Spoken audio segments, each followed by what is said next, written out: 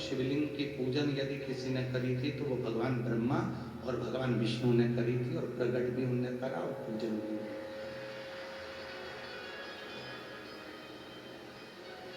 प्रकट भी वही करे और पूजन भी वही करे।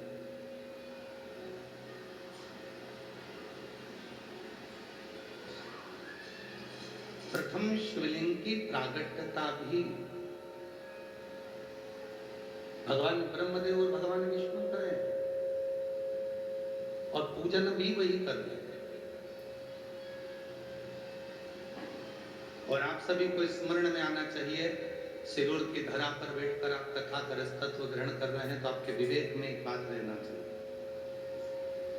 जब देवासुर संग्राम हुआ, देवता और असुरों का संग्राम प्रारंभ हुआ, और जब देवता और असुरों के संग्राम में जब देवता और असुरों का संग्राम हुआ और देवता और असुरों के संग्राम में माता लक्ष्मी से भगवान विष्णु ने ढेरों संपदा मांगी, अस्त्र शस्त्र मांगे, वैभव मांगा, सब कुछ दिया माता लक्ष्मी, सब कुछ।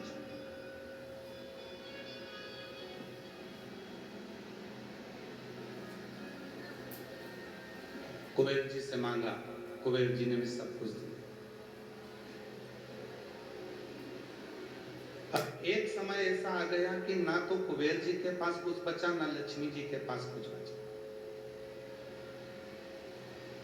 लक्ष्मी जी के पास भी कुछ नहीं बचा था और कुबेर जी के पास भी कुछ नहीं बचा, सब कुछ समाप्त हो गया। और एकांत में माता लक्ष्मी जी बैठ गई, एकांत में।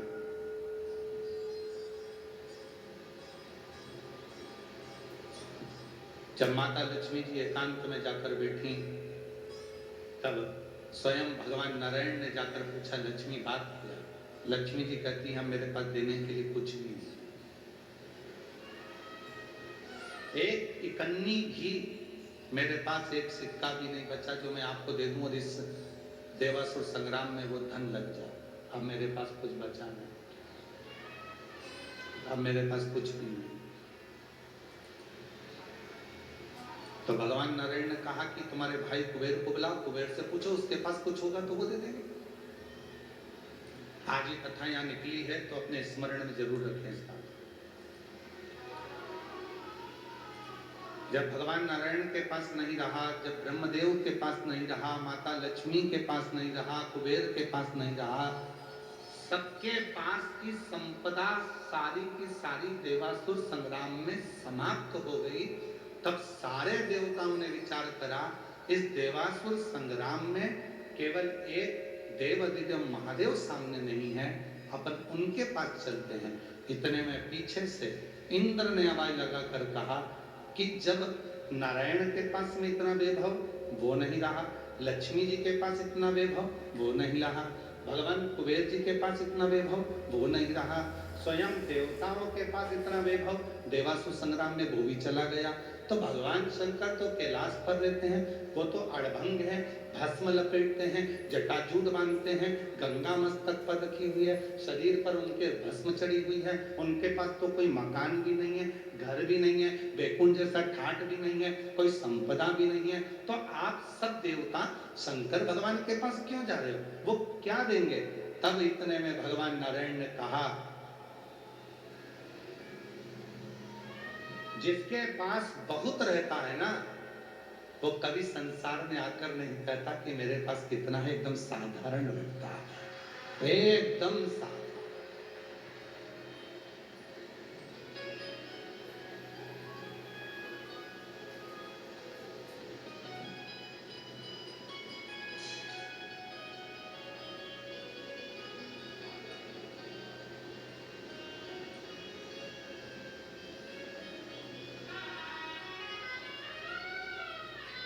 कल एक किसी ने एक वीडियो, सिंदूर की एक वीडियो डाली है किसी ने, कोई यूट्यूबर होगा जिसने डाली हो, अगर वो बैठा हो यूट्यूबर तो हम उसको बुलाएंगे, उसको भी हम सम्मान करें।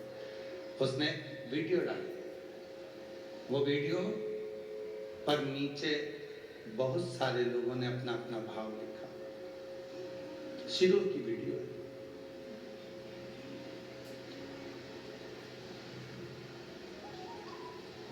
और उसमें सबसे ज्यादा यदि कुछ लिखा है तो उसमें एक सुंदर बात लिखी कि 1 करोड़पति व्यक्ति यदि कोई कार्यक्रम कराता तो इन साधारण व्यक्तियों के बीच में नहीं जाता। और मैं उस वीडियो में लिखा था नीचे, श्री प्रकाश भाई इस पूरी पब्लिक के बीच में खड़े होकर रात्रि को नृत्य भी कर रहे हैं और आनंद भी।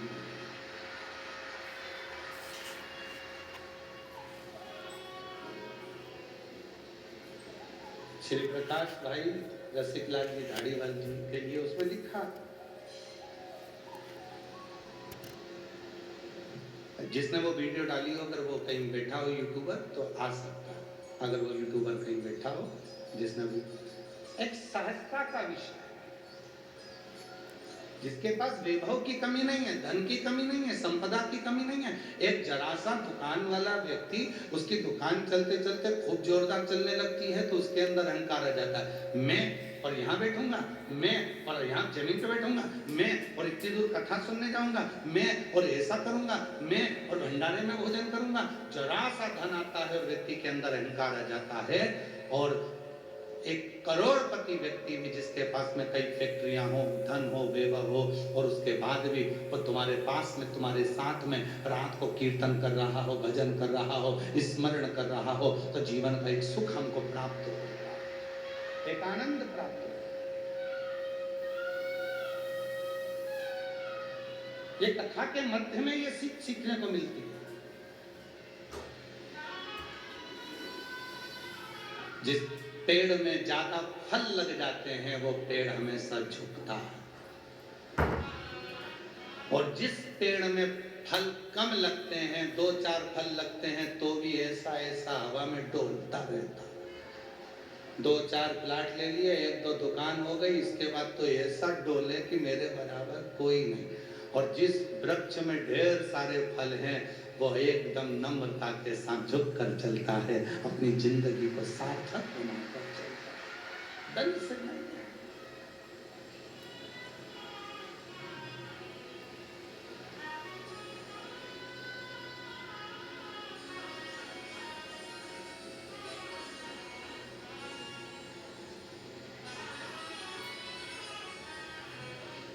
कल शाम को श्री प्रकाश जी की धर्मपत्नी जी दीना भाभी जी मिलने के लिए आई। आदित्य बाबू भी आए, जमाई साहब भी आए, बेटी भी आई, एक उनके परिवार के पुत्र भी आए। बातचीत करते करते करते करते श्रीमती दीना माता जी कहती हैं, भाभी जी कहती हैं कि गुरु जी अब हम जाएं, पंडाल में बहुत सारे लोग भोजन कर रहे होंगे तो सबको खड़े होकर भोजन कराना। सुनकर आत्मा तृप्त, मन तृप्त, एक समर्पण का भाव किसको कहते हैं। तो भगवान इस संवाद को शिविर वालों के दिमाग में होना चाहिए कि लक्ष्मी के पास भी लक्ष्मी चली गई, कुबेर के पास भी लक्ष्मी चली गई, धन संपदा किसी के पास नहीं बची। भगवान नारायण के पास भी नहीं रही, ब्रह्मा जी के पास भी नहीं रही, इंद्र के पास भी नहीं रही, गरुण वरुण सारे देवता जब देवासुर संग्राम में सब कुछ हार चुके थे, समाप्त हो गया था, युद्ध लगातार चल रहा था और वो देवासुर संग्राम में कुछ नहीं बचा, तब आखिरी में किसी ने कहा कि एक बार शिव जी के पास चलते हैं। तो इंद्र ने पीछे से कहा शिव जी के पास क्यों, उनके पास तो भस्म है, राख है, जटाजूट है और मृगछाला है, गंगा की धारा है और कुछ भी नहीं है, बेलपत्र पड़ी रहती है, वो भी सूख चुकी होगी, वो क्या देंगे अपने को। तो इतने में भगवान विष्णु कहते हैं जिसके पास बहुत होता है वो कभी दिखावा नहीं करता, वो आनंद के साथ मस्त होकर नम्रता के साथ बिना दिखावे की जिंदगी को जीना पसंद करता है।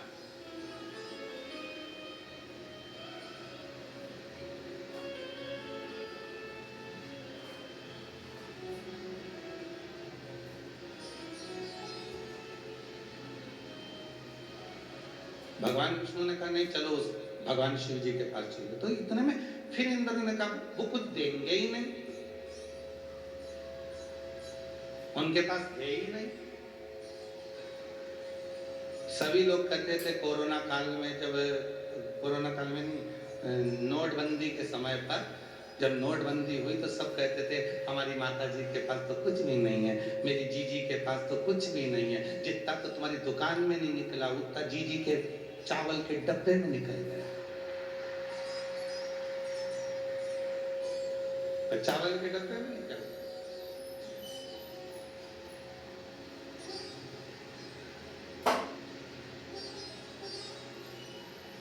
तुम्हारे नोट तो फ्रेश निकले, उसके तो कीड़े खा गए। सोचो कितनी करोड़पति होगी जिसके नोट कीड़े खा रहे हैं।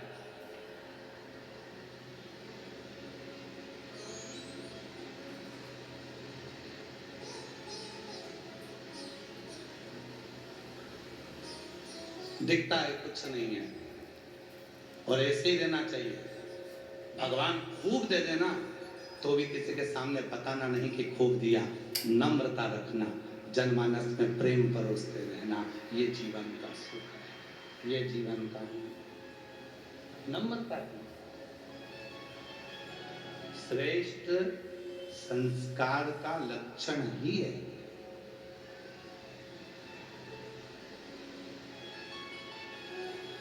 और सावधान होकर अपनी जिंदगी को जीते। अब देखिए, भगवान विष्णु मुख से कह रहे हैं कि शंकर जी हमको दे सकते हैं, और इंद्रदेव कह रहे हैं नहीं दे सकते। देवता है ना,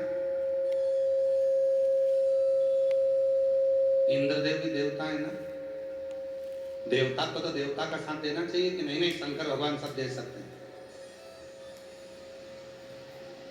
पर आज का जमाना इतना विचित्र चल रहा है, आज का जमाना आज से नहीं पूर्व से चला आ रहा है। जब देवता देवता के नहीं हो पा रहे हैं, इंद्रदेव भगवान शंकर के लिए कह रहे हैं कि वो नहीं देंगे, जब देवता देवता के लिए कह रहे हैं, तो आज के जमाने में कौन है जो आपका साथ देगा?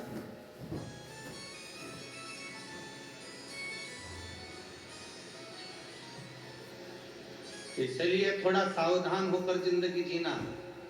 अपने ही दांत अपनी ही जीवान को काट देते हैं। दांत भी अपने हैं और जीवान भी अपनी है।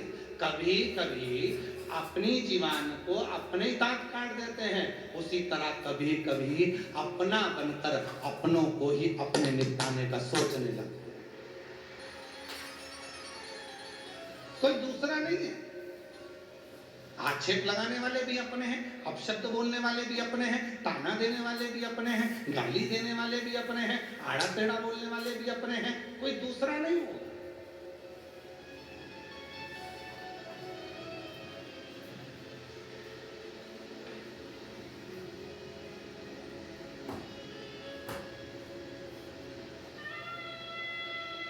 आज टीवियों पर बहुत, जब टीवी खोलो तो एक जंग छिड़ी हुई है सनातन में, एक दूसरे पर आक्षेप लगाने की, एक दूसरे को आड़ा टेढ़ा करने की। कोई दूसरा नहीं बोल रहा, कोई दूसरा उंगली नहीं उठा रहा, कोई दूसरे धर्म का व्यक्ति आकर आक्षेप नहीं लगा रहा, कोई दूसरे धर्म का व्यक्ति आकर अपशब्द नहीं कर रहा है। अपने ही अपने को आक्षेप लगा रहे हैं, अपने ही अपने को ताना दे रहे हैं, अपने ही अपने को अपशब्द कर रहे हैं।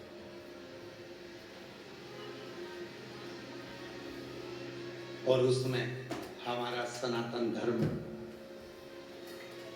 इन एक दूसरे की, सनातनियों की लड़ाई में हमारे सनातन धर्म को नीचे ले जाया जा रहा है। नीचे निवेदन है, एक होकर अपनी जिंदगी को जीने का प्रयास करो।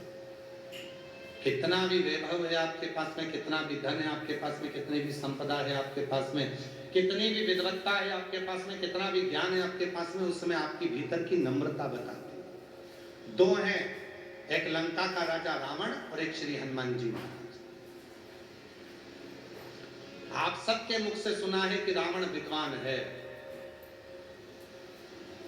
बोले बोले आपने भी सुना है कि नहीं सुना कि रावण जैसा विद्वान दुनिया में कोई नहीं हो सकता, रावण इतना विद्वान है। और तुलसीदास बाबा ने हनुमान जी के लिए लिखा, विद्यावान गुणी अति चातुर राम काज करिबे को आतुर प्रभु चरित्र सुनिबे को रसिया राम लखन सीता मन बसिया।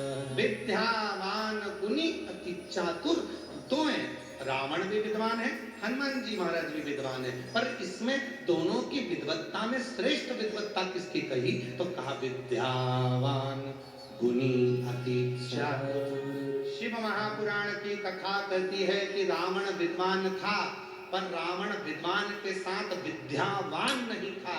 विद्यावान किसको कहते हैं कि बहुत सारा ज्ञान आपके अंदर आ जाए, बहुत सारा वैभव आपको मिल जाए, बहुत सारी संपदा आपको मिल जाए और आपकी जिंदगी में आप एकदम नम्र बन जाए, छोटे बन जाए, तो समझ लेना कि आप विद्यावान गुणी, तो समझना कि आप विद्यावान हो गए, तो समझना कि आपके पास में संपदा हो गई, तो समझना कि आपके पास में वैभव हो गया।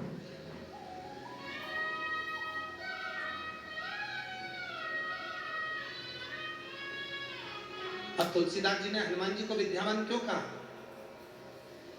रावण को तुलसीदास जी विद्वान कह रहे हैं, रावण को तुलसीदास जी विद्वान कर रहे हैं, पर हनुमान जी को विद्यावान कर रहे हैं, क्योंकि विद्वान बनना सरल है पर विद्यावान बनना कठिन है।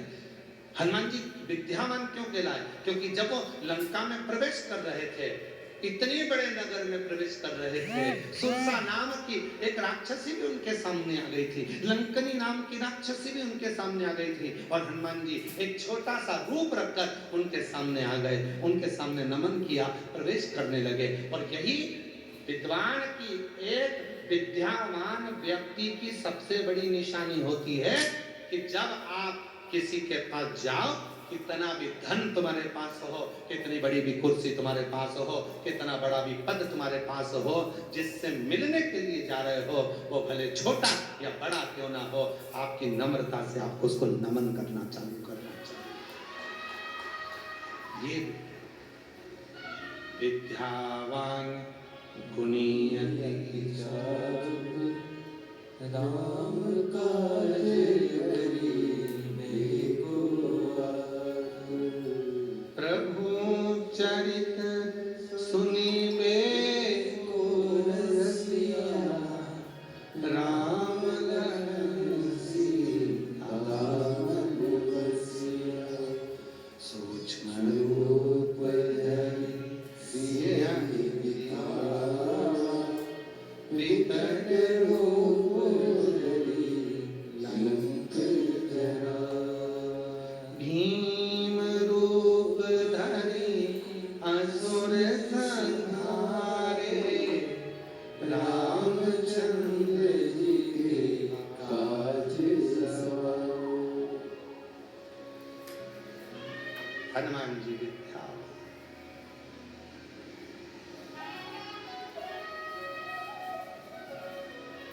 डॉक्टर बनो, इंजीनियर बनो, कमिश्नर बनो, कलेक्टर बनो, एसपी बनो, आईजी बनो, डीआईजी बनो, मंत्री बनो, संतरी बनो, कलंतरी बनो, तुम्हारी मर्जी पड़े जो बनो, और उसके साथ विद्यावान गुणी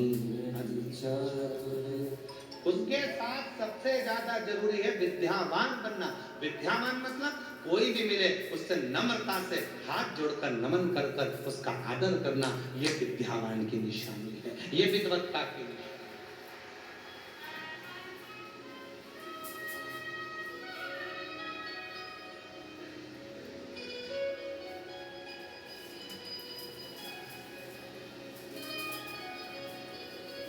पढ़ी लिखी लड़की आती है शादी कर कर बहू बनकर, सास से पूछती है कितनी पढ़ी हो मम्मी तुम? सास कहती है बेटा मेरे समय पर तो मैं केवल 10th क्लास तक पढ़ी हूँ। 10वीं? बस बस 10वीं? हाँ। और मैं MBA। अब बहू के मन में आता है कि ये 10वीं फेल, मुझे क्या सिखाएगी, मैं इसको सिखाऊं।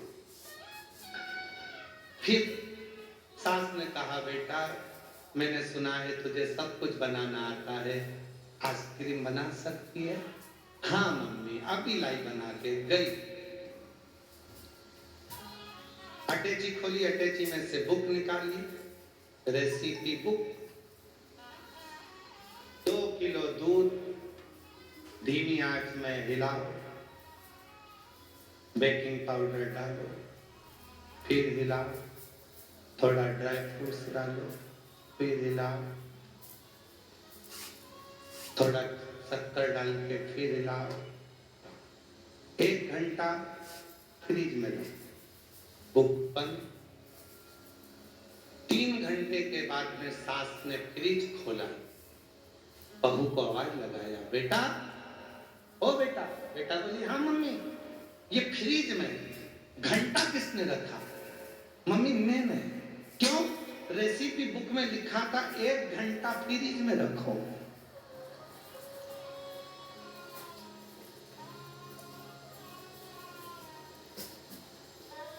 सास ने कहा, तेरी रेसिपी बुक में लिखा था 1 घंटा फ्रिज में रखो।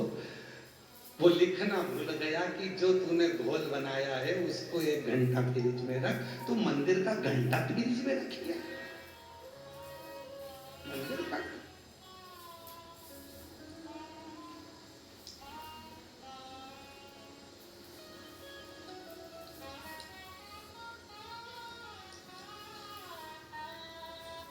कल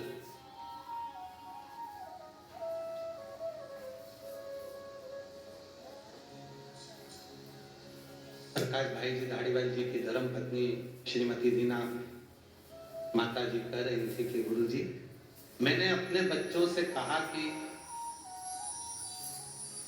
पढ़ाई में परसेंटेज थोड़ा सा कम आएगा तो चल जाएगा, पर संस्कारों का परसेंटेज कम नहीं होना चाहिए। संस्कारों का परसेंटेज कम नहीं होना चाहिए। नम्रता, विनम्रता जो हमारे दादाजी ने हमको दी है, जो हमारे ससुर ने हमको दी है, जो नम्रता विनम्रता तुम्हारे पिताजी को मिली है दादाजी से, उनके दादाजी ने उनको दी, उनके पिताजी ने उनको दी, वैसी ही विनम्रता नम्रता अपने बच्चों से मैं कहती हूँ कि तुम में भी होना चाहिए। और संस्कारों की कमी क्यों हो रही है? 20 वर्ष तक माता पिता अपने बच्चे को राम बनाने की चेष्टा करते हैं। हर माता पिता सोचते हैं मेरा बेटा राम बनेगा, मेरा बेटा राम बनेगा, मेरा बेटा राम बनेगा।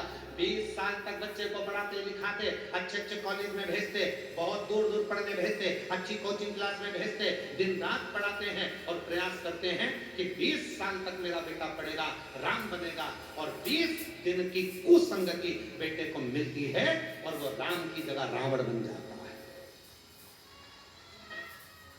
संस्कारों की कमी हो जाती है, सभ्यता की कमी हो जाती है, मर्यादा की कमी हो जाती है, मान की कमी हो जाती है। तो समझ नहीं पाए।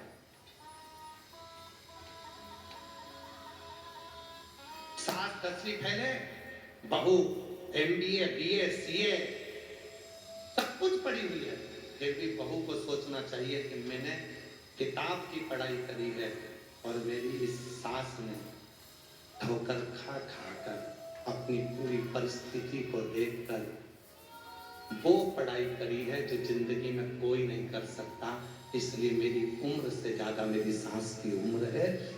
पढ़ाई नहीं, उसकी विद्वत्ता देखो कि मेरी सास में विद्वत्ता कितनी है, मेरी सास में विद्वत्ता कितनी है, उसकी विद्वत्ता देखिए, उसकी नम्रता देखिए।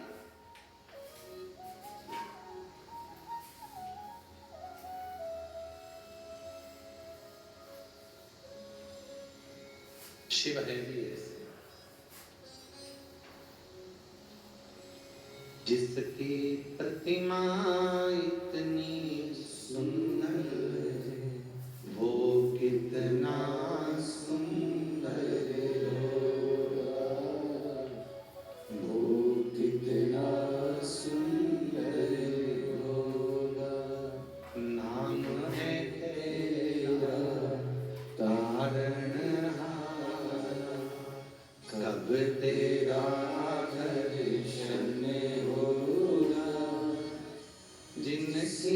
तेरी माँ इतनी सुंदर, वो कितना सुंदर होगा, वो कितना सुंदर हो। आप भी बोलो जरा एक बार दिल से बोलो, नाम है तेरा तारणहार, कब तेरा दर्शन होगा। सिरूर की जीजियों आवाज नहीं आ रही है, जीजाओं आवाज नहीं आ रही है, बेटी बेटा बुजुर्ग सब आवाज आना चाहिए। नाम है तेरा तारणहार, कब तेरा दर्शन होगा, जिसकी प्रतिमा इतनी सुंदर, वो कितना सुंदर होगा, वो कितना सुंदर होगा। जब भगवान विष्णु जी कह रहे हैं कि शिव दे सकते हैं, तो भगवान नारायण मना कर रहे हैं, भगवान इंद्र मना कर रहे हैं, नहीं नहीं नहीं, वो नहीं दे सकते।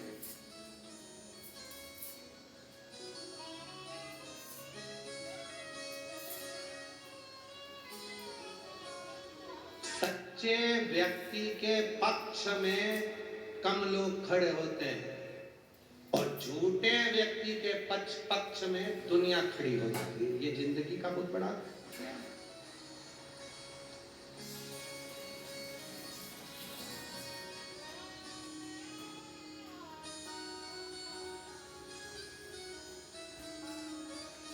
अभी रुद्राक्षोत्सव था, तो रुद्राक्षोत्सव का तीसरा दिन एक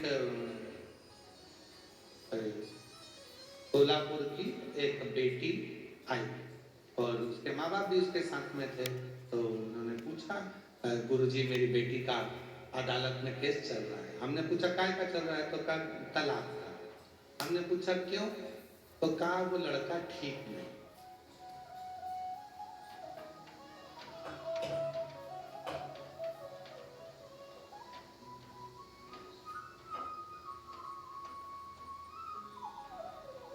क्या गलती है उसमें?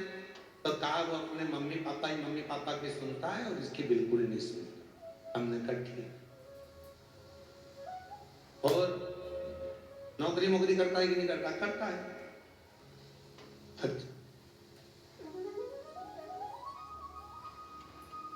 बेटा तुम नौकरी करती हो? हाँ। कौन से जगह का? इस बैंक में नहीं करती। अब हमने उस बेटी के मम्मी पापा से कहा 2 मिनट के लिए बाहर बैठो। भाई से कहा तू इसके पास बैठ। और हमने उससे कहा बेटा एक बात बता कि अच्छा लड़का मिला है, आज वो अपने माँ बाप की सुन रहा है। जिस दिन तेरे घर में बच्चा होगा और तेरा बच्चा बड़ा होगा, जब तेरे पिताजी के संस्कार उस बच्चे के पिता के संस्कार उसमें आएंगे, तो एक दिन ऐसा आएगा कि वो तुम्हारा बेटा भी तुम दोनों की सुनेगा। तब तुम्हें मालूम पड़ेगा कि जीवन में माता पिता की सुनना। इतनी सी बात के लिए कि वो मम्मी उसको भड़का देती है, पापा उसको भड़का देते हैं, भाई बहन भड़का देती है, कोई उसको भड़का देता है। याद रखना, आज के जमाने में कोई किसी को भड़काता नहीं है। आज का जमाना इतना विचित्र है कि सब पढ़े लिखे हैं, सब एजुकेटेड हैं, सब विद्यावान हैं। सबके अंदर ऐसा कोई संसार का बच्चा नहीं है जो पढ़ा लिखा नहीं है। आज के बच्चे को पढ़ने के लिए कोचिंग भेजना पड़ता है। आज के बच्चे को सीए बनना है तो कोचिंग भेजना पड़ता है। आज के बच्चे को यदि कोई अच्छी पढ़ाई कर रहा है तो कोचिंग भेजना पड़ता है। पर आज के छोटे से छोटे बच्चे को मोबाइल सीखने के लिए कोचिंग नहीं भेजना पड़ता, वो तो पैदा होते से चालू हो जाता है।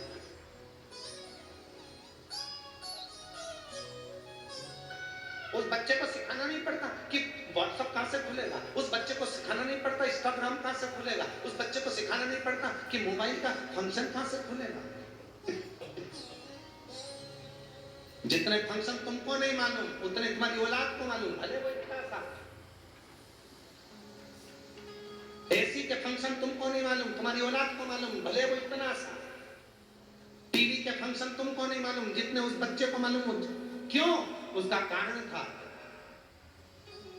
जब बच्चा गर्भ में आया डॉक्टर ने कह दिया बेड रेस्ट, तुम दिन भर पलंग पर पड़ी रही।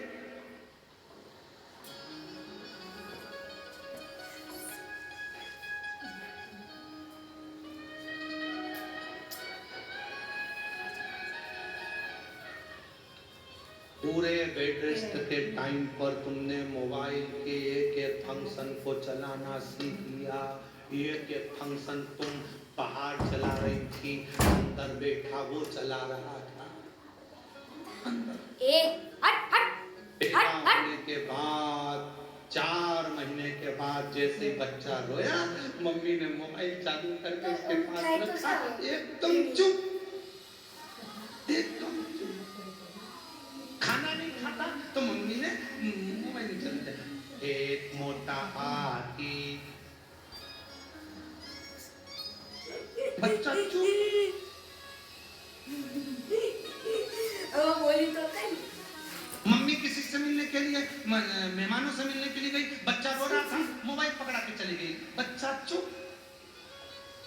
जाओ, भले तुम 2 दिन के लिए जाओ पर मोबाइल दे जाओ, बच्चा चुप।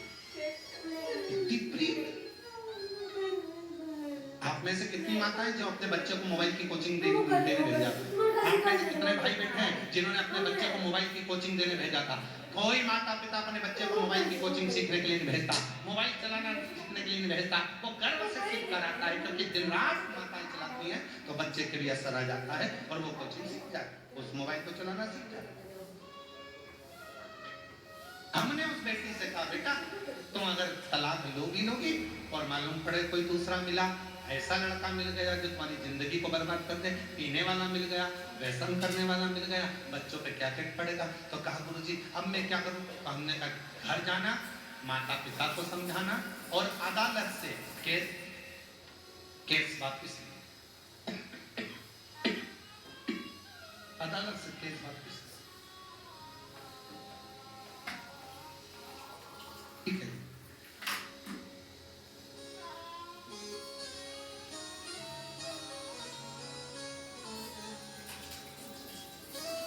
हमें प्रसन्नता इसका,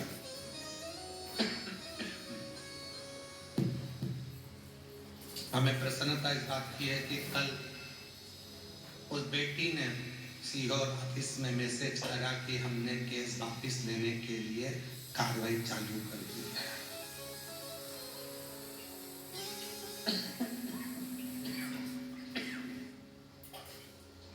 प्रसन्नता इस बात,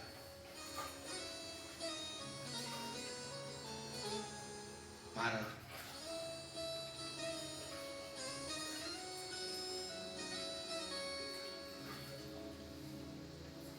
शिव भोले हैं, शिव नर में, शिव के पास में दिखावा नहीं, शिव के पास में दिखावा नहीं है, भोले हैं, नम्र है, उनके पास में दिखावा कोई। इंद्र कह रहे हैं क्या वो देंगे? क्यों नहीं दे सकते? आप उनके पास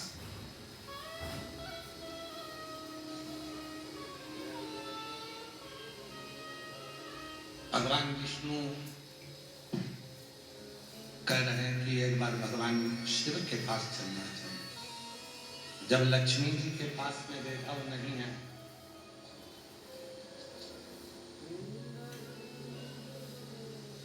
कुबेर जी के पास में वैभव नहीं है, संपदा है ही नहीं, किसी देवता के पास में वैभव नहीं है, तो शिव जी के पास वैभव कहां से है?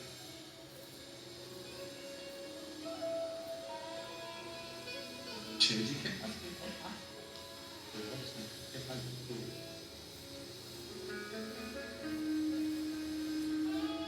भगवान नारायण ने कहा कि कोई कोई ऐसा होता है उसके पास में कुछ नहीं होता, वो दिखता है उसके पास में कुछ भी नहीं, दिख रहा है कि उसके पास कुछ नहीं है, पर उसके पास बहुत कुछ है।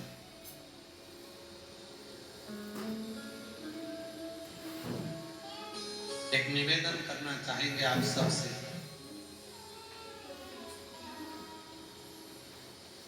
अपने घर के बच्चों को साल में 1 या 2 बार नाना नानी के घर और दादा दादी के घर लेकर जरूर जाया करो।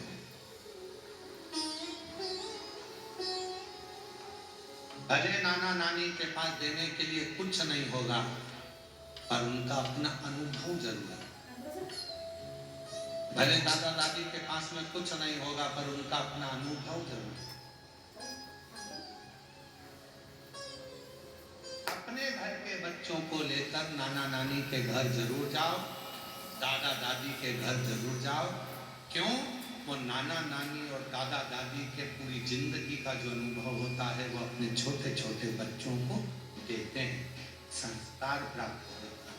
वही सुख, वही संस्कार जीवन का सुख है। वही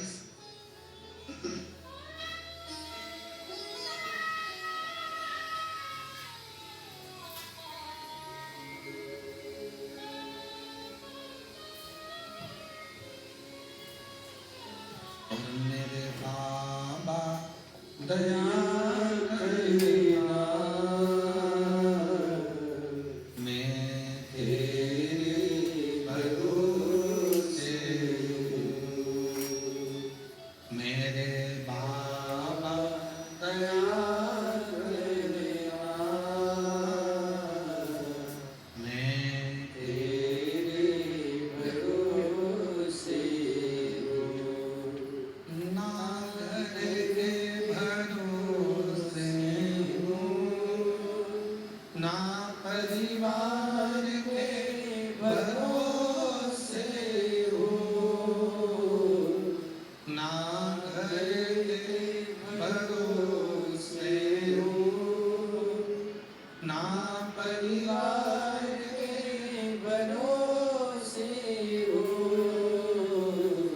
मेरे बाबा दया करना, मैं तेरे भरोसे हूँ।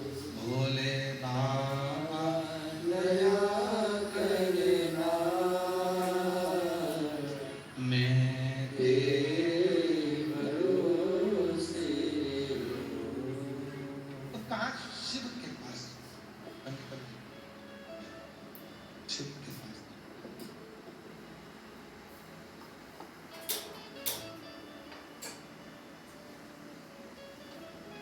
झूठ के साथ, असत्य के साथ, कपट के साथ में, बेईमानी के साथ में ढेरों लोग एकत्रित हो जाते हैं। और जहां सत्य होता है, जहां ईमानदारी होती है, सत्य होता है, विश्वास होता है, जहां पर सत्य की कोई बात होती है, वहां कोई एकत्रित नहीं होता।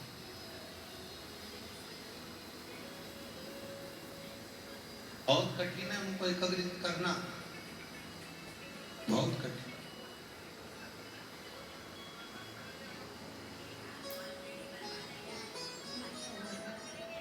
कल एक किसी ने पत्र भेजा था, एक बहन जी ने, कि मेरे घर में 22 साल तक औलाद नहीं है।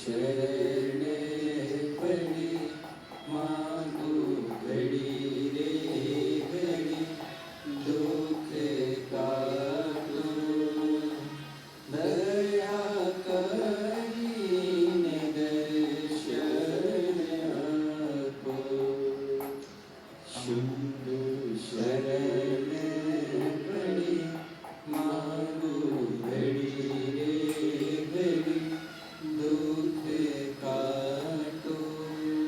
सुरेश रेवाड़ी, गांव बुहाना, राजस्थान से आए। कहीं बैठे हों तो हाथ हिला सकते हैं। अगर कहीं बैठे हों तो हाथ हिला सकते हैं। सुरेश रेवाड़ी, गांव बुहाना, राजस्थान से हैं। मोबाइल नंबर मेरा ये है। गुरुदेव, मैं पूना महाराष्ट्र में सर्विस करता हूँ। मेरी धर्मपत्नी मंजू रेवाड़ी, मोबाइल नंबर ये है। गुरुदेव, मेरी शादी को 22 साल हो गए। मेरे कोई बच्चे नहीं थे। मैंने बहुत इलाज करवाया, 3 बार IVF भी करवाया, लेकिन कोई फर्क नहीं पड़ा। फिर मैंने सब कुछ करना छोड़ दिया। फिर पूना में सांगवी में आपकी कथा 2023 साल में हम दोनों आपकी कथा पंडाल में बैठकर सुनी और बाबा के पंडाल में बैठकर वहां की मिट्टी को मेरी पत्नी ने गर्भ से लगाया, पेट से लगाया और बाबा की ऐसी कृपा हुई गुरुदेव, 2 महीने के बाद उसका गर्भ ठहर गया। साल 2024 को बाबा की कृपा से 22 साल के बाद में मेरे घर में लड़के ने जन्म लिया। मैं बाबा को यहाँ प्रणाम करने के लिए, मैं बाबा को यहाँ नमन करने खींचना पड़ रहा है। साउंड थोड़ा अंदर का प्रेशर नहीं आ रहा है, आवाज पकड़ रहा है गला बार बार। 2023 में हमने कथा सुनी थी और बाबा की कृपा से 2024 में मेरे घर में लड़के ने जन्म लिया। मैं बाबा को यहाँ प्रणाम करने के लिए। कितने वर्ष के बाद हुआ है? जम के बोले बेटा, 22 साल। 22 वर्ष के बाद ये हो गया। कहीं बैठे हो तो आ सकते हैं और बेलपत्र 22 वर्ष के बाद क्यों? भरोसा किया, शिव विश्वास किया, शिव। जब हम भगवान देवादिदेव महादेव पर भरोसा करते हैं, विश्वास करते हैं,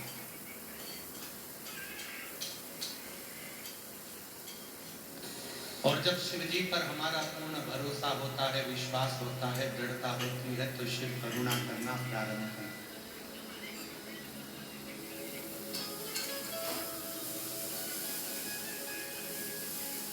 लाखों की संख्या में आप लोग आए हो,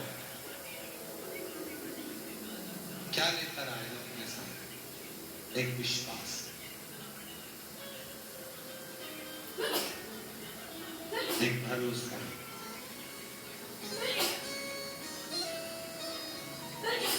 एक दृढ़ता, बाबा के प्रति आपका भरोसा। शिव है।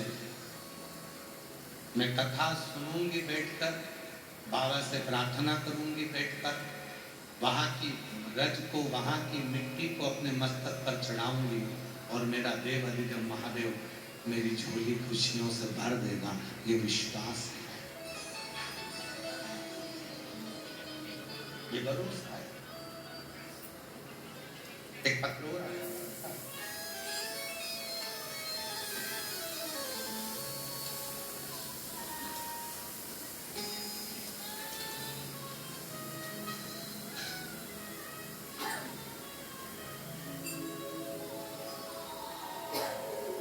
लता रामदास पाटिल, पता कोपरगांव, जिला अहिल्यानगर, मोबाइल नंबर मेरा ये।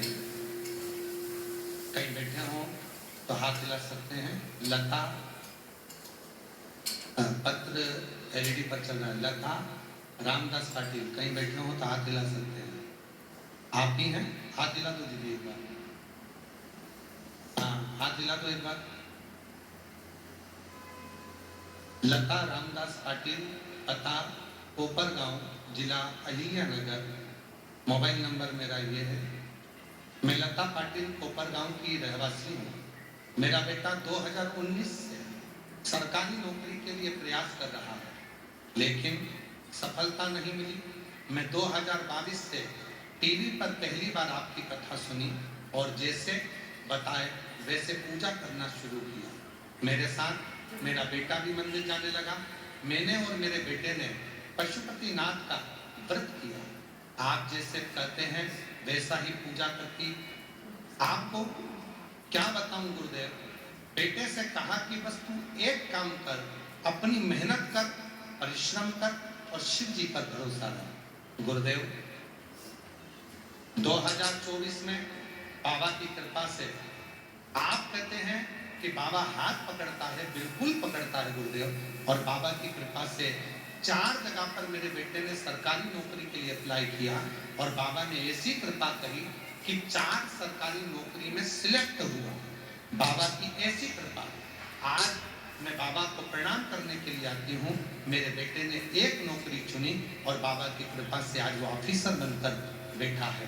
मैं बाबा को यहाँ नमन करने के लिए आई हूँ। कहीं बैठी हूँ तो आ सकती हैं। लता रामदास पाटिल, पता कोपरगांव, जिला अहिल्यानगर, मोबाइल नंबर। एक शिव पर भगवान शंकर पर करा हुआ भरोसा दृढ़ और शिव से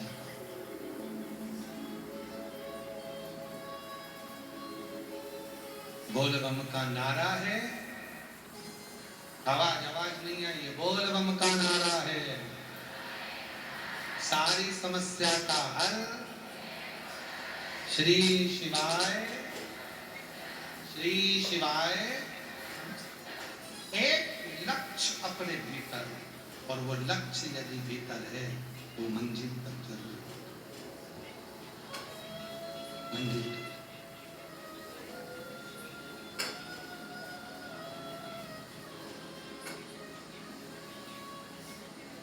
शिव कथा कर रहे हैं, भगवान शंकर का चरित्र का नाम, शिव महापुराण की कथा कर रहे हैं।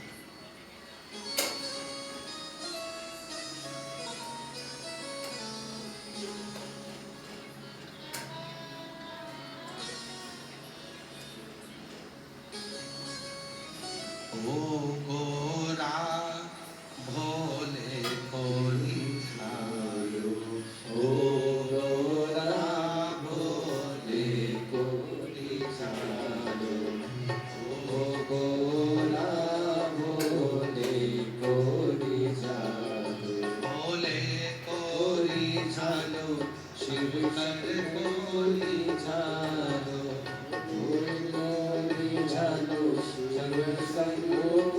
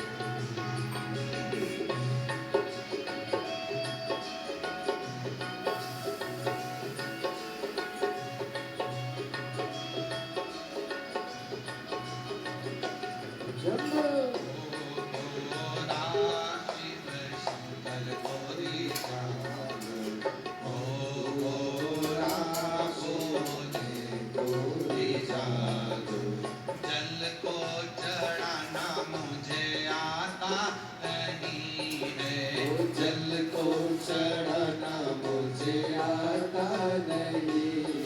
ओ जल को चढ़ाना मुझे आता नहीं है।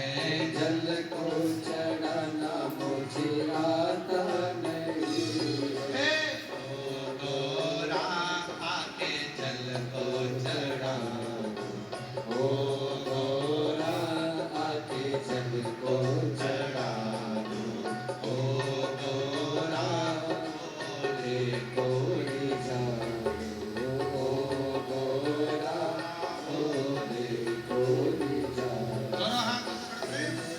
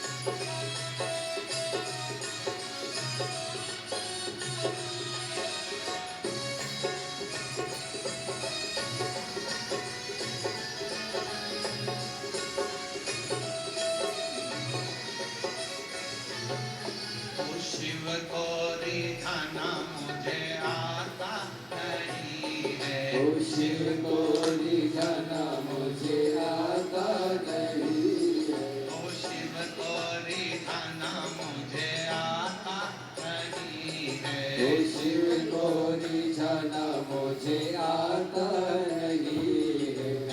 ओ गोरा भोले को रिझानो। ओ गोरा भोले को रिझानो। ओ गोरा भोले को रिझानो। ओ गोरा भोले को रिझानो। शिव को रिझानो, शंकर को रिझानो। ओ शिव को रिझानो, शंकर को रिझानो। शिव को रिझानो, भोले शंकर को रिझानो। शिव को रिझानो, भोले शंकर को रिझानो। ओ गोरा भोले को रिझानो। ओ गोरा भोले को रिझानो।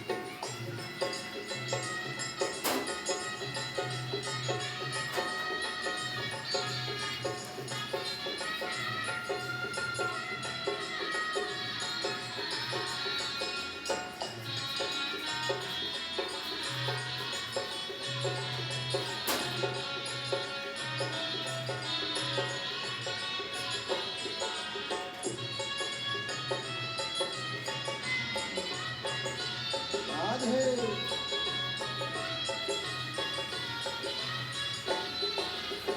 पूजा करना मुझे आता नहीं है। पूजा करना मुझे आता नहीं है। ओ पूजा करना मुझे आता नहीं है। वो पूजा करना मुझे आता नहीं है। हे ओ गोरा आके पूजा करा दो। ओ गोरा आके पूजा करा दो। ओ गोरा आके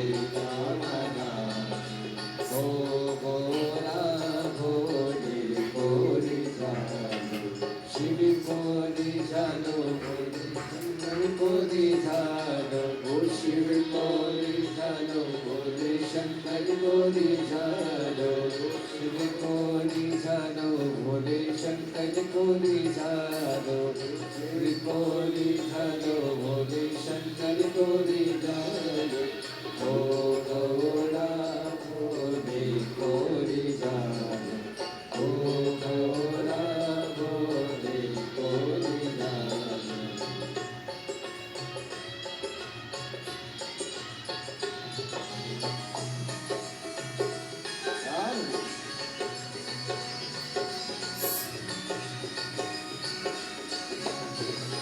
शंभो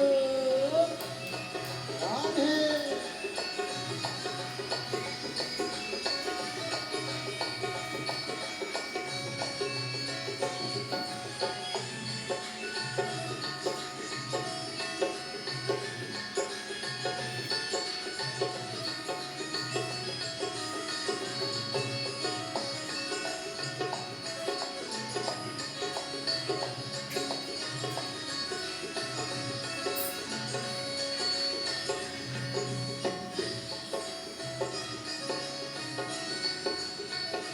राधे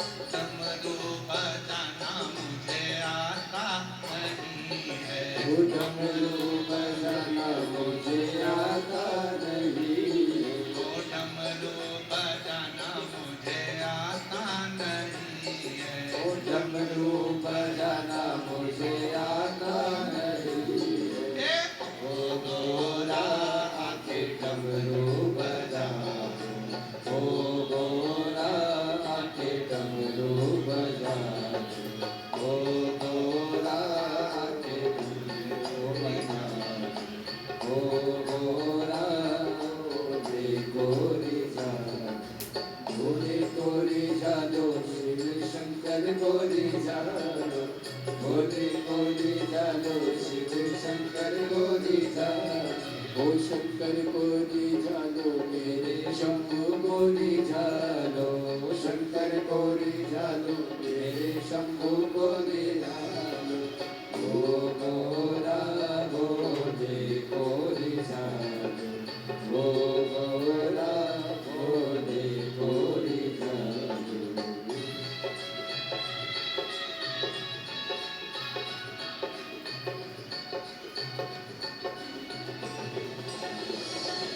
राधे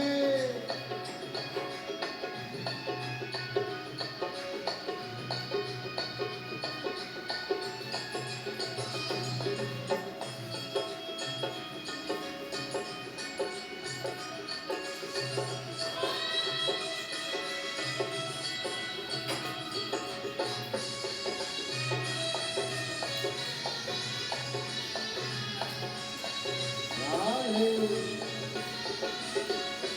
भजन गाना मुझे आता नहीं है जाना मुझे आता नहीं ओ भजन गाना मुझे आता भजन गाना मुझे आता नहीं ए ओ गोरा के भजन करा ओ गौरा के हृदय सुना ओ गोरा भोले कोरी जा ओ गौरा भोले कोरी जानो ओ भोले कोरी झालो शंभू कोरी झालो ओ भोले कोरी जानो शंभु कोरी जानो ओ भोले कोरी झालो मेरे बाबा कोरी झालो ओ भोले कोरी जानो मेरे बाबा कोरी जानो ओ गोरा भोले कोरी झालो ओ गौरा भोले कोरी जानो गोरा भोले कोरी झालो ओ गौरा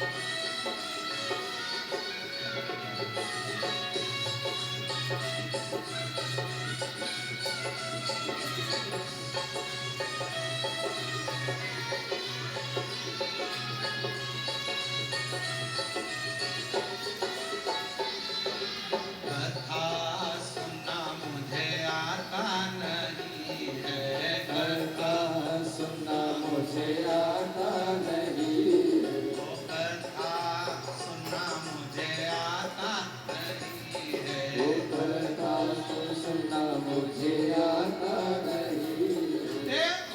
गोरा मुझे कथा सुना ओ गौरा के कथा सुना दो, गोरा के कथा सुना, ओ गौरा के कथा सुना दो, गोरा के बोले गोरी जा, ओ गौरा ने कोरी झालो,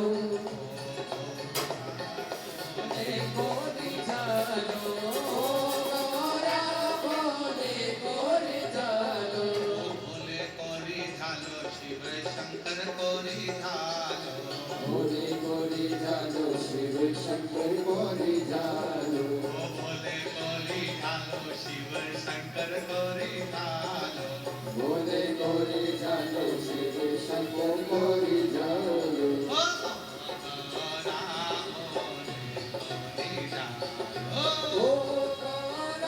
बोले कोरी झालो, ओ गौरा बोले कोरी झालो, गोरा बोले कोरी झालो, ओ गौरा बोले कोरी झालो, गोरा बोले कोरी झालो, ओ गौरा बोले कोरी झालो, ओ गौरा बोले कोरी झालो, ओ गौरा बोले कोरी झालो, ओ गौरा बोले कोरी झालो, ओ गौरा बोले कोरी झालो। अपने स्थान पर बैठकर बाबा को अपने मन का भाव कहिए, दिल से प्रार्थना करो, विनय करो, निवेदन करो।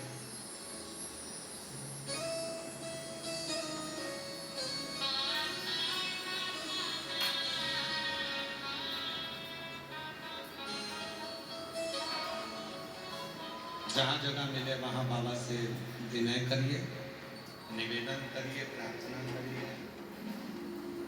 विनय करो, निवेदन करो, प्रार्थना करो।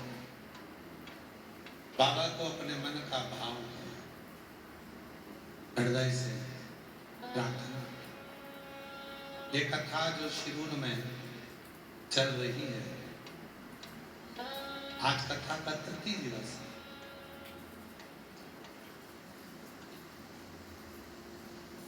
एक बजे से 4 बजे तक ये पवित्र कथा शिरूर जिला पुणे इस पवित्र भूमि पर चल रही है।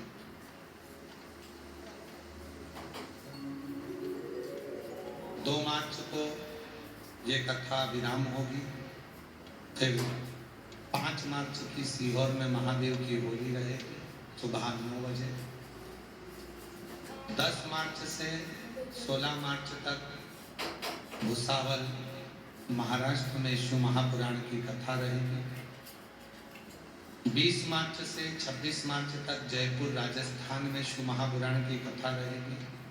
17 अप्रैल से 23 अप्रैल तक दिल्ली में शिव महापुराण की कथा रहेगी।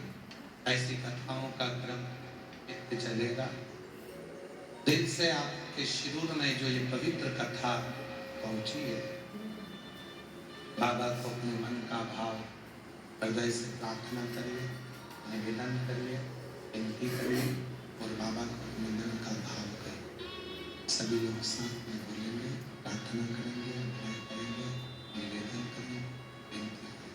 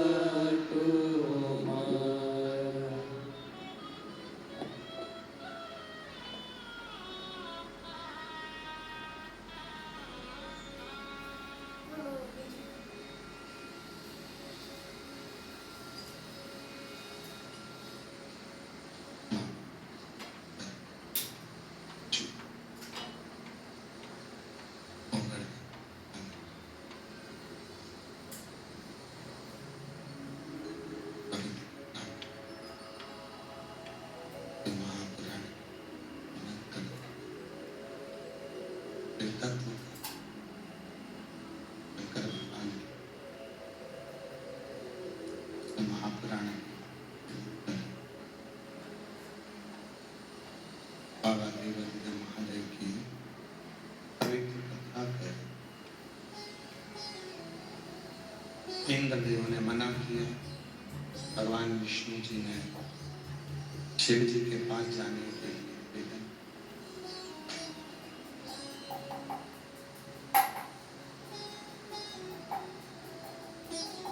चले इंद्र नहीं गए। इंद्र को मालूम था कि वहां कुछ मिलना तो है नहीं, जाकर भी करेंगे बक्से नहीं चल रहा है। हमारे एक लड़के को ऊपर आकर दिखाई इंद्र को मालूम था कि यहाँ कुछ मिलना तो है। इंद्र नहीं, भगवान विष्णु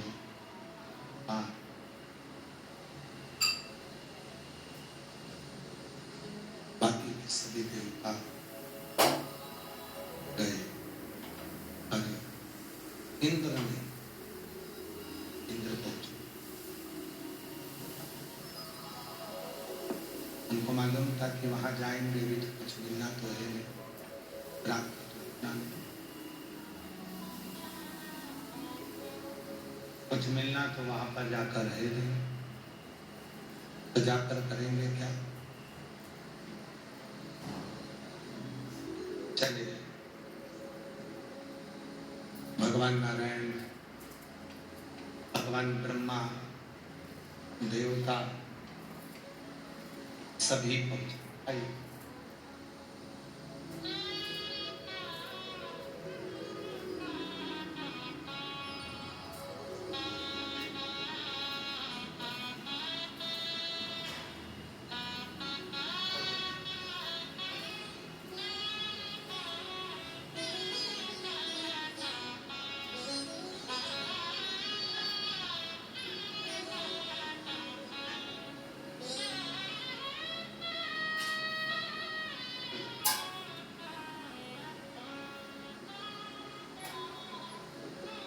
शिव कथा कह रहे भगवान शिव का चरित्र,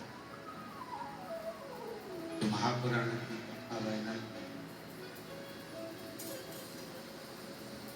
तत्व का।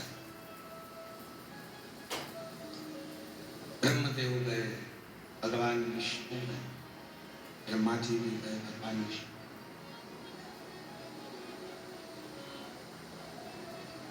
इंद्र नहीं गए।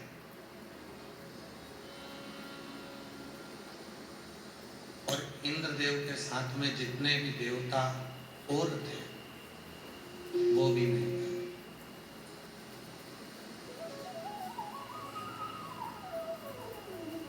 इंद्रदेव के साथ में और जितने भी देवता थे वो भी।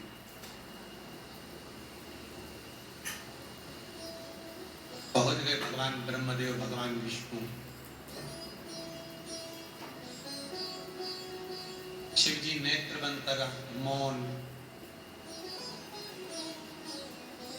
एकदम शांत बैठे।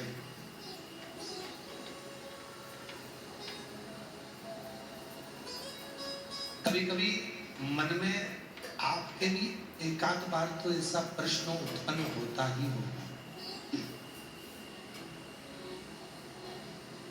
आपके भी मन में कभी कभी एक आध बार ऐसा प्रश्न तो आता ही होगा कि शिव जी के गले में पड़ा हुआ सर्प शिव जी को डसता नहीं होगा क्या?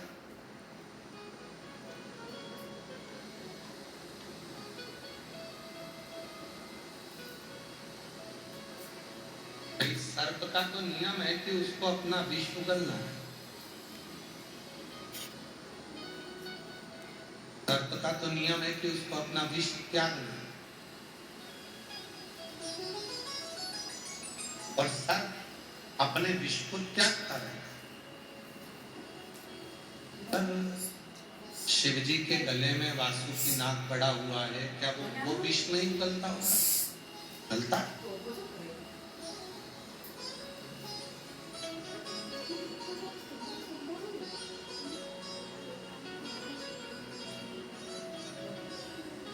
शिव महापुराण की कथा कहती है, भगवान शंकर का चरित्र कहता है कि हे देवी, वासुकी नाग मेरे पास में है। दुनिया का सबसे ज्यादा हलाहल विष भी मेरे कंठ में है। फिर भी संसार का कोई जीव जब मेरी शरणागति ग्रहण करता है तो उसके भीतर के विष को भी मैं धारण कर लेता हूं और उसको सुख देना प्रारंभ कर देता हूं।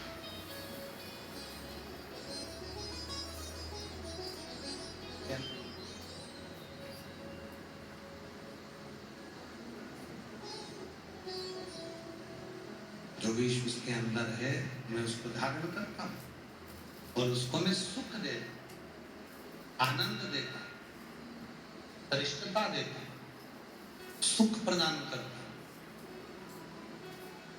अच्छा देने का प्रयास करता।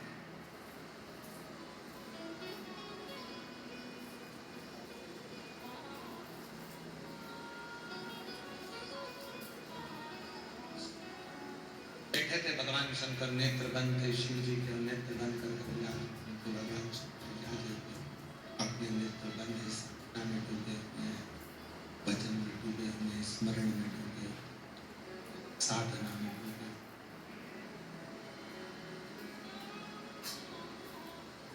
ब्रह्मदेव ने आवाज लगाई, हर हर। भगवान विष्णु देव ने आवाज लगाई, हर हर।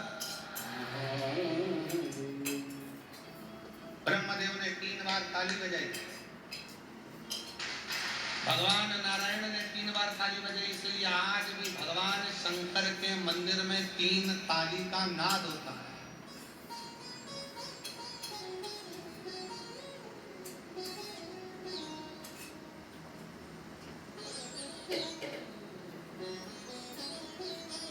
और याद रखना वो 3 ताली कोई साधारण नहीं है। भगवान शंकर के एक गण है जिनका नाम है चंड, जो शिव जी के मंदिर के द्वारपाल होते हैं, शंकर जी के मंदिर के रक्षक। क्या नाम है उनका? चंड। जो शिव मंदिर के द्वारपाल हैं, भगवान शंकर के मंदिर के रक्षक हैं। शिव मंदिर के द्वारपाल हैं, शंकर जी के मंदिर के जो रक्षक, वो चंड है।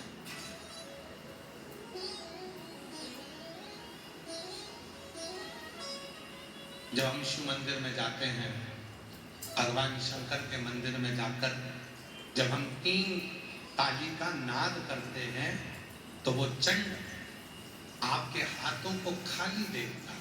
जब ताली कब बजा सकते हो? जब दोनों हाथ, अगर हाथ में कोई वस्तु रखी है तो आप ताली ना बजा पाओ, फिर वो केवल किताब को आप पटक सकते हो, बर्तन को आप, पर ताली का नाद कब होगा? जब आपके दोनों हाथ खाली। तो जब हम भगवान देवाधिदेव महादेव के मंदिर में जाकर 3 बार ताली का नाद करते हैं, तो वो चंड भगवान शंकर से जाकर कहता है, इसके पास कुछ भी नहीं है, खाली हाथ आया है, इसलिए इसको सब कुछ देकर भेजिए, सब कुछ देकर।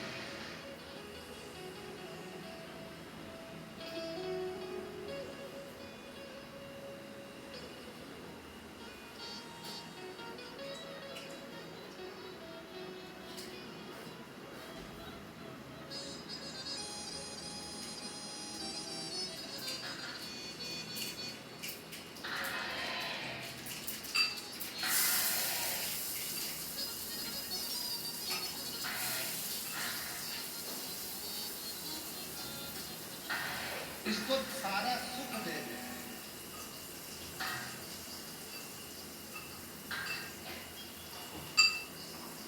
तीन ताली का जो भाव वर्णन किया गया, 3 ताली,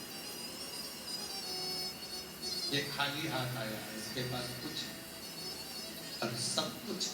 मात पिता तुम मेरे शरण गहूं स्वामी शरण गहूं मैं किसकी, तुम बिने और न दूजा, प्रभु बिने और न दूजा, आस करूं मैं किसकी। ओम जय श्री राम। खाली हाथ आया है, कुछ नहीं है इसके पास, आप खुद। और भगवान ब्रह्मा और भगवान विष्णु और 33 कोटि देवता शंकर जी के सामने जाकर खड़े हो गए, 3 बार ताली का नाद करा। इंद्र कह रहा, इंद्र पीछे खड़े। भगवान नारायण कह रहा, इंद्र देख ले, मांगना किसी और से नहीं, मांगना तो केवल भोले नाथ से मांगना। नहीं दे तो भी मांगना, फिर मांगना, फिर मांगना। किसी की सामर्थ्यता नहीं है जो पृथ्वी पर रहने वाले व्यक्ति को कोई कुछ दे दे। केवल एक में सामर्थ्यता है, वो देवाधिदेव महादेव जो सबको देता है। तो तुम्हें पीछा मत छोड़ना। एक पत्र पीछा नहीं छोड़ने का भी पत्र, एक पत्र जिसमें उसने लिखा पीछा नहीं छोड़ा।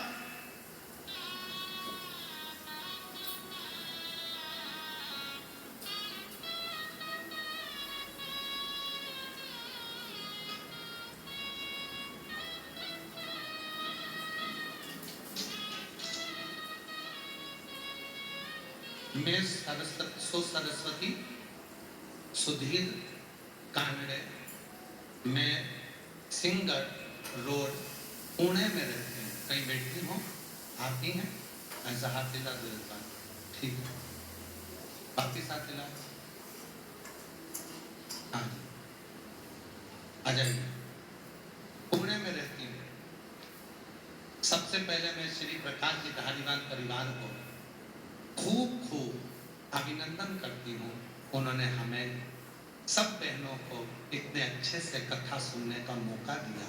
और गुरुदेव इधर बहुत अच्छा खाना और पीना का पानी, अच्छी सुविधाएं हम लोगों को मिली है।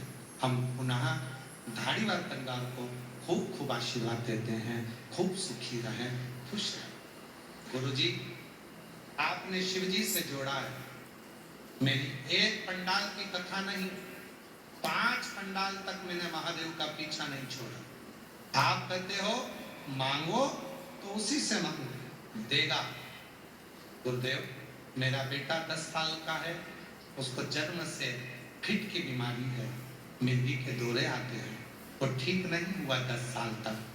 मेरे को किसी ने कहा दवाइयां ले रहे हो, एक बार सीहोर वाला बाबा कथा कहता है, उसके पंडाल में जाकर कथा सुनो।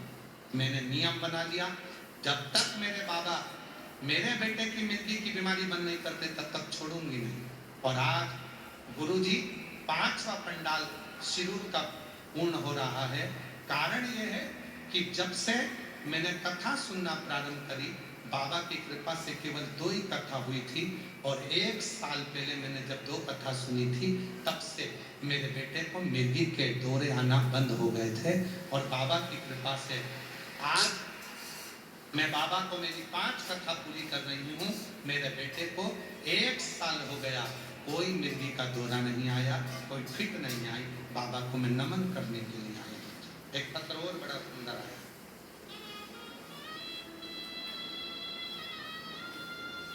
देखिए, पीछा नहीं छोड़ने की कथा है। ये जितने पत्र पढ़ रहे हैं पीछा नहीं छोड़ने के। एक पत्र है, मैं सो काजल रोहित राठौर, जिला पुना, तालुका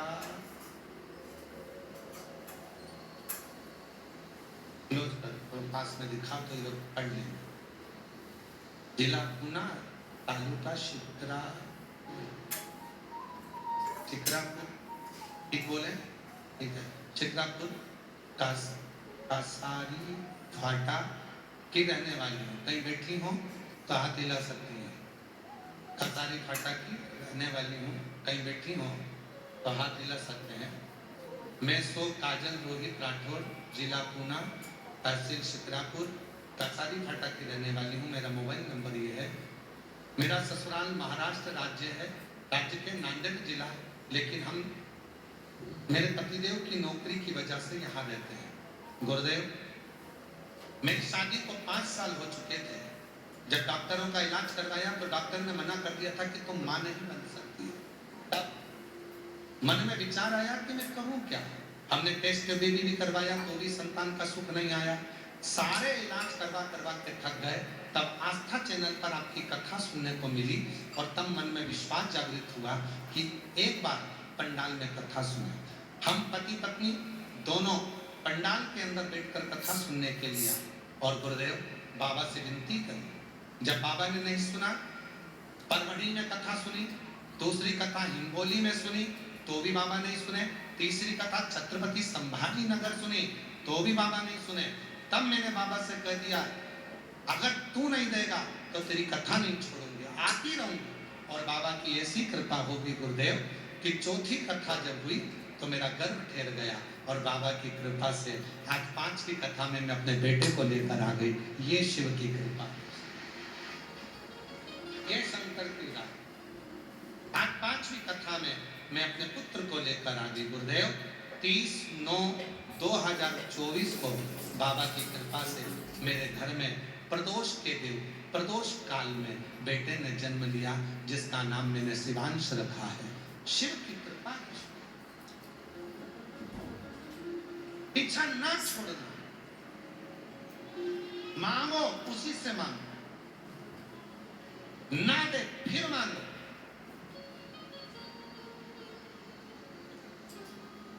माँ सबसे ज्यादा खुश कब होती है? जब बेटा कहता है मम्मा आज दाल अच्छी बनी है, एक रोटी और देना, तब मम्मी खुश होती है।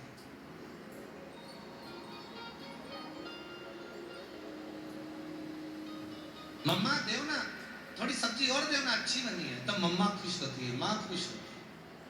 मेरा बाबा कब खुश होता है? जब उसका बच्चा, उसकी बेटी, उसका बेटा, उसका पुत्र मंदिर में आकर एक लोटा जल चढ़ाकर झोली पसार करके बाबा देना, तब बाबा खुश होता है, मेरा बेटा है, मेरा पुत्र है।